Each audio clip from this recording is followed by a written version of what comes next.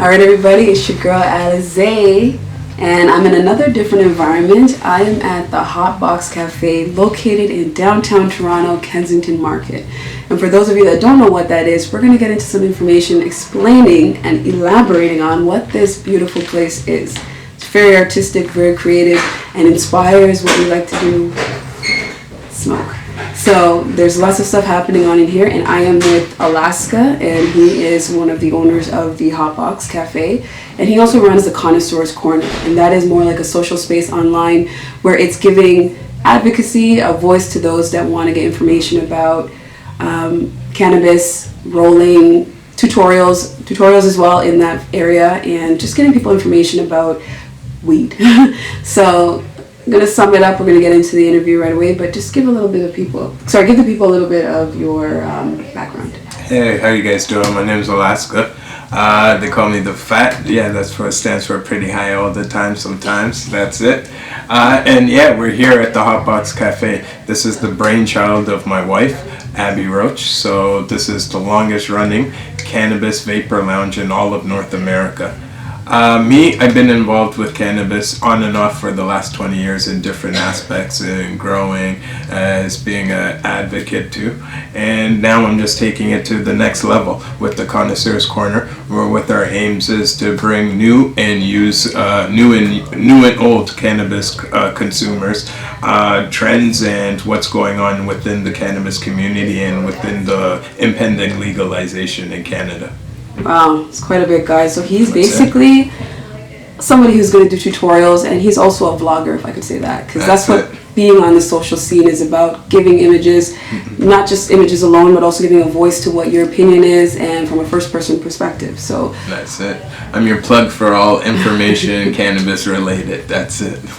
That's cool. So that actually kind of answers a little bit, but I'm going to give you a little bit more room to elaborate on our first question, guys. So with this whole interview, just want you to kind of give a little bit more information about what the Hot Box is all about, because it's technically like a house. Yes, yeah, the Hot Box is, like I said, the Hot Box has been going for almost 18 years. My wife has started it off as a head shop, and then about 2 years later she opened up the Vapor Lounge within the Hot Box.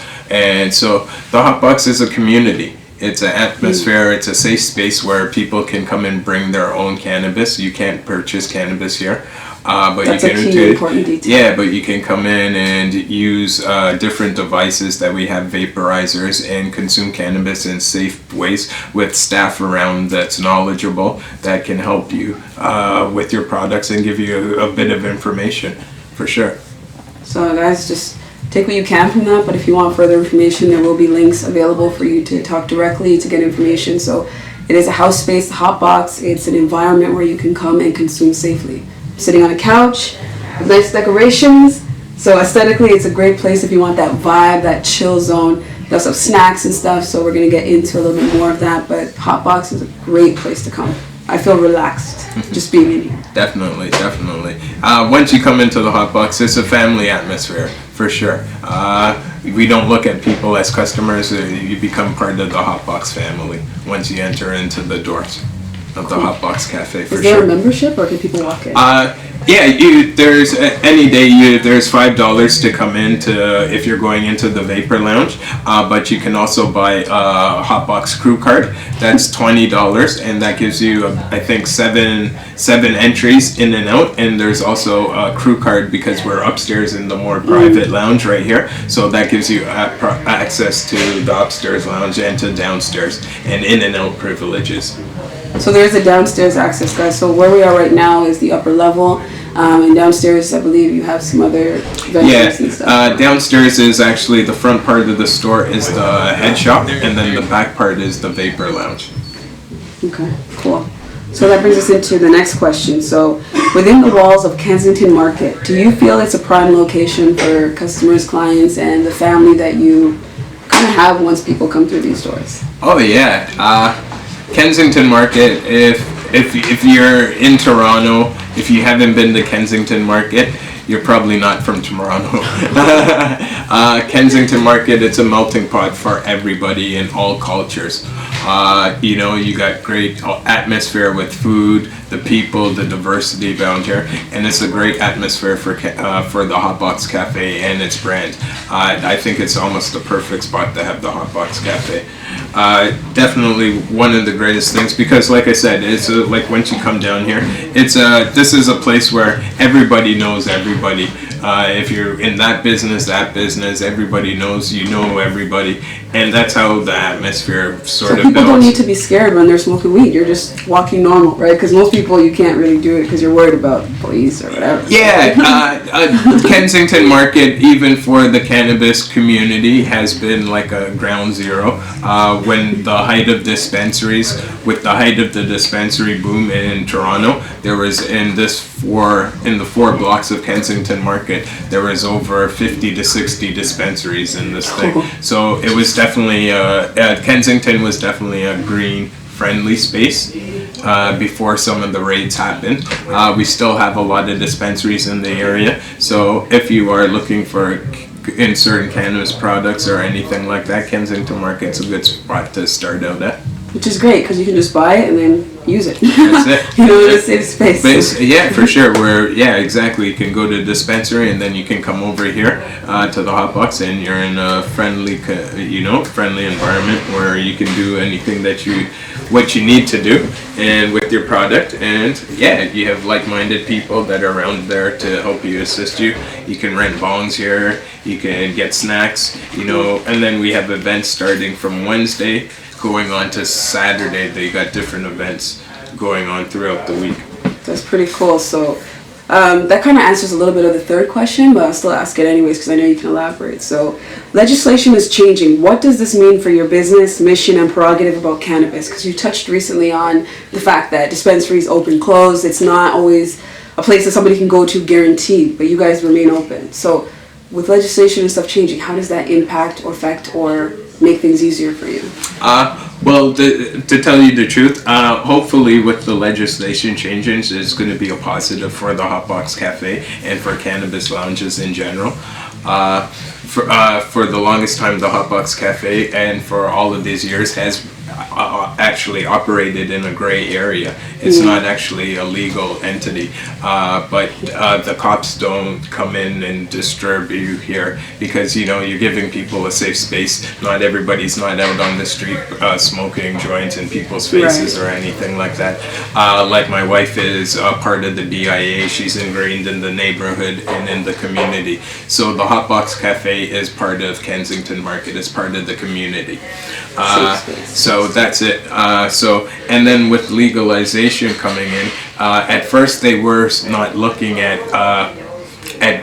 licensing lounges or anything like that. With legalization was coming in with recreational. There in Ontario, they said that at first they were saying that people can only consume their cannabis in their homes.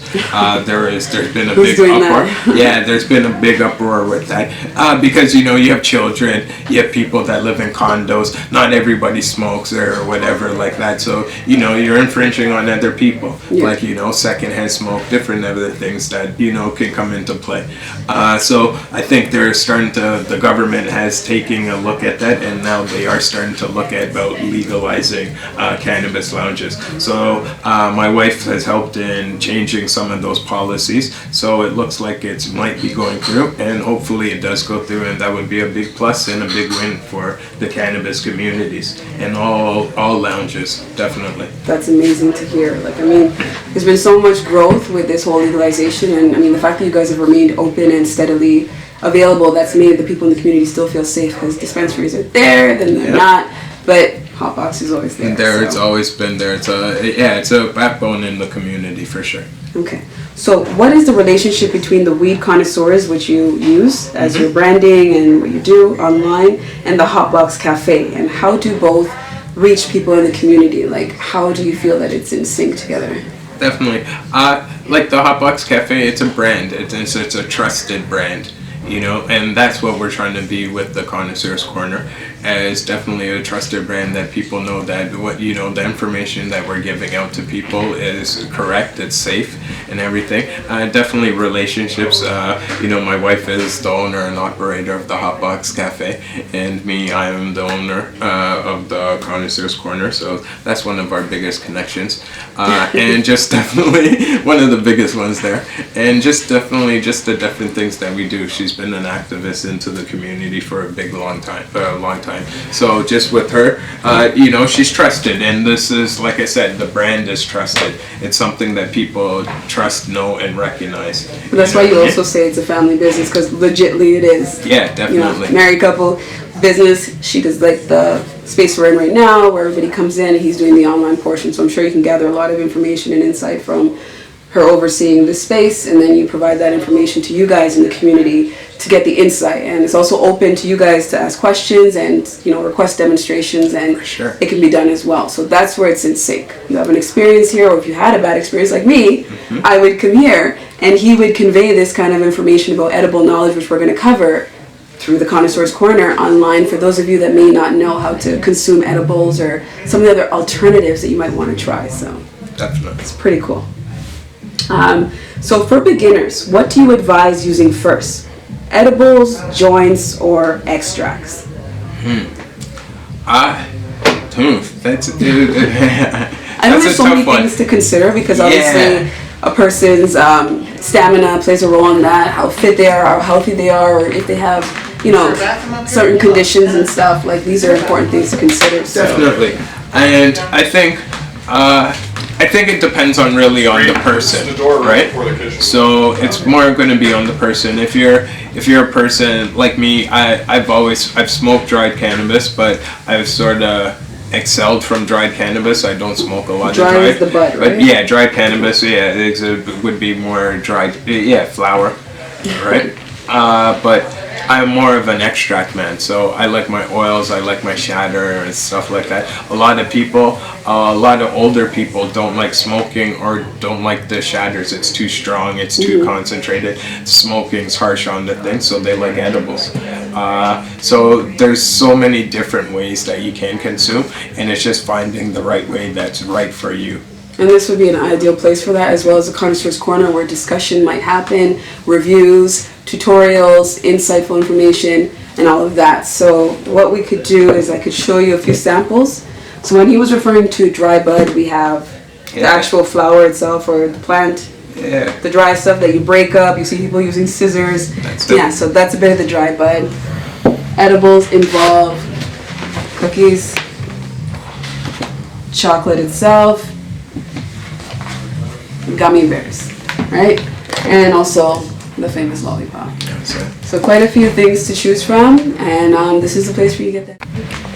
Alright, so my next question is, what are some of the don'ts people are not allowed to do at the Hot Box Cafe? Because we've touched a bit about that it's a safe space, they can come, they can consume, they can ask questions. So what are some of the things that those of you out there need to pay attention? There's certain things you just can't do in here. So definitely. So like I was saying before, it's a totally green space. You cannot bring alcohol here onto the premises. You can't consume alcohol here. We don't just because of the smoking bylaws, you can't consume tobacco on the patio or anything like that. But we have outside out front. You can go outside and still have a cigarette or do anything like that. You are allowed to bring your own weed here, and that is the only policy. You can't buy weed here. You can't mooch off of other people, or as we call it, fish. You don't have any weed and try to be like, what's that you're smoking? Can I have a pull of that? But you do have people that, we have a friendly community that, if you know somebody's going to pass you something, or you know what I mean? But you can't come out with empty-handed and expect somebody to feed you. That's a moocher. Yes. But the thing about what you just said is that there's a lot of people that I've seen and know personally that mix their marijuana and their cannabis. They'll add a trace of cigarette and stuff to it, so that's something that is not permitted. It's usually just a clean smoke, like straight. It is. You said no tobacco, so there is no tobacco, but you know, we try to, sometimes we do take a little blind eye to a little person that's putting a little batch in, you know. To make people feel comfortable, because some people I feel find maybe right? Yeah, there's people, and we got a lot of the little bit of the younger kids. They like to do poppers. They just put a piece of tobacco and stuff. It's not the greatest way to consume, but people do like to consume that way, right? So. Yeah. All right. So my next question is, would you refer to yourself and those on deck here in the Hotbox staff that can advise and provide educated consultations for those safely using cannabis? Like, would you say you guys are advisors, like consultants? Like, what would you say? Definitely, we definitely give you educated opinions, and definitely, you know, yeah, I would definitely say for sure. Everybody is trained in different cannabis uses and different ways of methods of using cannabis, and to help people and assist them in using it if they are here on the premises, for sure. So there's no like real major like focus in school to like go to this. It's really just experience. It's been being around for a while. Yeah, definitely. Yeah, there is no real programs. Hopefully now with legalization coming in, there a lot more of these things are going to be starting to come up. More programs on even serving people with cannabis, like, you know, bud tenders courses, grow schools, and everything like that. Like the language, guys. Yeah, that's it. Bud tender courses. Next door at our grow shop at Hotbox Homegrown, we do provide classes on growing and everything like that too. So that is going to be the trend. You know, that's definitely going to be the next wave of things. So I actually had a really bad experience with my first edible. It was actually a lollipop that looked a lot like this. It had a very thick texture on it, so I didn't know how much, you know, THC was in it or anything like that. So I did have a few licks and stuff, and then knowing me, like I said, sweet tooth, I did actually finish it in a very short period of time. I didn't really feel much because I was like, okay, it's supposed to work, whatever. I was actually also in a hostile mood. I wasn't really in a good situation, and I was, you know, having a lot of things going on, and I actually felt like a droop. Like, I went into another world. It was like another zone. It was very animated. It was crazy. Long story short, I did have a lot of hallucination. I had a lot of negative thoughts. I was crying. I threw up. I passed out a few times, came back to consciousness, and unfortunately I was around somebody who wasn't helpful in the situation. They took full advantage and it was very bad, and it's just like, I didn't know it was real. I didn't know what was real, what was fake, and all that stuff. So I did have a full stomach prior, and it was just, it actually lasted with me more than a day. So even when I slept, I kept waking up. I was just having multiple deja vus. It was very, very trippy, and I didn't understand the experience. I wanted to go to the hospital. I wanted to call my mother. Like, it was just like, I'm like, what is going on? Am I going to wake up out of this? All right, so back into my story. I had a very, very bad experience. I was emotionally unstable because I wasn't happy. I was actually in an argumentative situation, and it was so bad. I was mad, angry at the individual that I was around, and then I felt that droop. I went into a different zone, and it's like, that's the worst thing that can happen. So if you are going to take something that you don't know, ingredients and stuff like that, especially a THC lollipop, like, as innocent as it looked, it was so powerful and strong because my tolerance was so low, and I just was in a different world. I became a super stoner, but my behavior and everything was different. Like, I was watching myself in third person and stuff. There was so many things happening, and just to know that, like, I felt things were real and some things were fake, and I couldn't tell. So that's how serious it got. And to know that it carried over 3 days, that, like, I was in the peak of it, then it kind of faded. I was really, like, zoned out, and then it kind of subsided. So it was a very, very bad experience. I ate a lot of food, so I wasn't on an empty stomach. Yeah. There was no liquor or anything. So in a situation where somebody's giving somebody an edible, like, what would you want to give them advice with? Because I know I had a bad story, and I didn't know how to recoup from it without just letting it naturally pass. All right. I would say one of the first things too when you're ingesting edibles or anything like that is understanding dosage. Definitely. Not good with the numbers. Yeah, definitely is understanding the dosage. The most simple way to think about anything like that is if you think about 1 gram of weed. 1 gram of weed is equivalent to almost 1,000 milligrams of THC. So that's how you have to think about it. So a gram, 1,000 milligrams is 1,000 milligrams is equivalent to a gram of weed. And so a lot, or it could be a gram of extracts. That can be a thing. So that's a lot different too. If they're using extracts, and if they're using dried cannabis as their base, or if they're using butter. Let's talk about this lollipop, because this reminds me a lot of what I took in that day. All right, so this would capture how much roughly like potency, because I said it was so 3D like on it, like there was like a lot of like hard like stuff on it, like Okay, and so we're gonna look at this one right here. This There's lollipop. a label on it? Yeah, this is a label. This is a lollipop from our good friends at Dog Pound Concentrates. Big up Dog Pound Concentrates. And so this is a thing. So we've got a proper label. Keep out of reach of children. It's a cherry lollipop. That's 150 milligrams. So like I was saying with dosages, if you think about a gram of weed is equivalent to, in edibles, to 1,000 milligrams.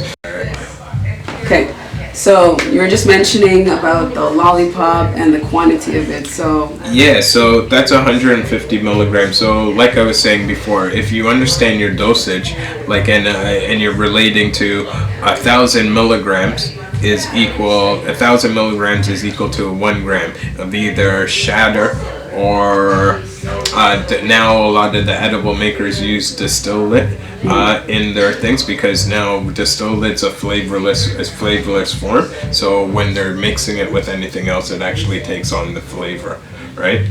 Or they're using cannabis oil, cannabis butter, right? So there's there's differences in there in what you're edible. Diluting it. Yeah, exactly. But there's different elements of what your cannabis or your edible can be. If it is usually if it's made with like cannabis butter, it might be a little bit more not more potent, but distillate could be a lot more stronger. Definitely. And if you're using shatter in your edibles, definitely a lot more stronger. Okay. Because it is more concentrated, right? Wow. So yeah, definitely. Other pointers to look out for is be in the right environment around like-minded people, and that people are thing. Definitely stay hydrated. And one of the best advices for edibles is always start off small. Start off with a piece or a quarter. But in a lollipop, you just have to have limited licks, because you'll just eat it. You know what I mean? Like you'll just keep going and going, and that's what I felt like. I don't know if I was just drawn to the addiction part of THC there, but I kept going, and I'm like, okay. Yeah, lollipops are hard. Lollipops are hard to think, because you start looking like, what are you gonna do? Do I put a wrapper back on to the thing that I already licked or whatever? A good idea with lollipops is to take it and to break it up.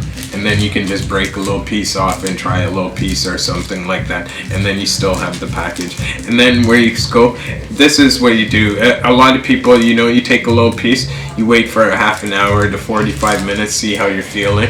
If you start rocking, you start feeling it, you start good. Okay, do you think you can handle another piece? Maybe so. If you don't think you can, you maybe getting those sweats, you're starting to look over your shoulder or whatever. Maybe you might not want to. Over your shoulder? You might want to get some water, get some orange juice. Fruit is always good to bring back up your sugar levels and everything like that. So those are some of the main little pointers. But definitely number one is understanding your dosage, and make sure that your stuff is labeled and it does have dosages on it. Wow. Sure.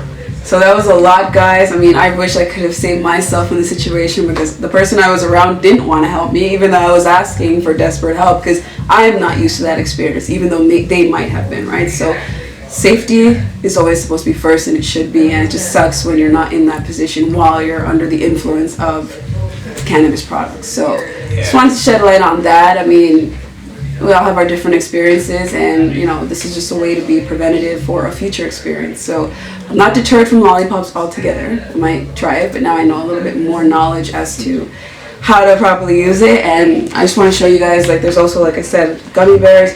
There is no labeling on this, so if I'm getting a gummy bear like this from him, and he knows the source, and he knows how much potency of THC is in it, then he would be the best person to tell me. If you steal from somebody, you just find stuff like this and you're given, probably just nibble at it because you won't know exactly how much is in here concentration wise. Same thing with cookies. As innocent as they are, they're not just cookies you just made in the oven or somebody did. There's a lot of THC in here. So once again, no labeling, but the person should know the quantity of what they're putting. Like you said, there's cannabis butters, there's a whole bunch of stuff mixed into it, so be mindful of that. That's it.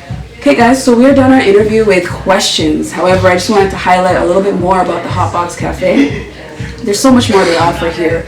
It's good for hosting, so if you are if you put on showcases in the city, if you're a performer and you're an artist, they do have a space that you can utilize and rent out to use to do these things. They have capacity of up to 200 people roughly, so you can definitely put on a little nice get together and have an audience. And For sure. why not also consider Hotbox as a sponsor? You guys do sponsorships, so that's something as networking, cross marketing. It can work to your advantage. Definitely. So Connoisseur's Corner, Hotbox Cafe, consider them for sponsorship, and they also can look for sponsors as well if you want to get involved with this. Yeah. Talk to Alaska and have a conversation. You're also on Facebook, Twitter, basically social media. Just type in the keywords Connoisseur's Corner, and information is on the screen, as well as Hotbox Cafe. Address will be there as well. So anything else you want to say to the people? No, that's pretty much it. I'm pretty much good. I think we're going to maybe do a little walkthrough. We're going to give you a little tour of the private lounge upstairs and some of the other things that we do got going on up here. Downstairs, like I said, is the head shop, Rocherama, and the Vapor Lounge. Rocherama. Right, Rocherama and the Vapor Lounge, the Hotbox Cafe. So those are the main babies that are downstairs, and this is the private lounge that's up here. So we're gonna go head into the dab room and see what's going on over there. So let's bring some extra and so on. Maybe.